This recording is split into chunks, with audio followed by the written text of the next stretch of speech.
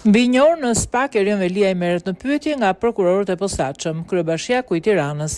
Kryebashkiaku i Tiranës, Erion Velia, i ka qenë për një orë e gjysmë në ambientet e prokurorisë së posaçme.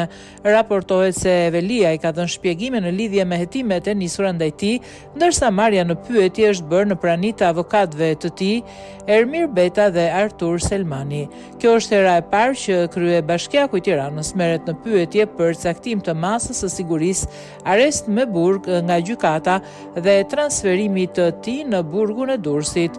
Kujtojmë se Velia e akuzohet për veprat penale të korrupsionit pasiv të funksionarëve të lartë shtetëror ose të zgjedhurve vendor, në 9 raste, si dhe pastrimit të produkteve të veprës penale ose veprimtarisë kriminale.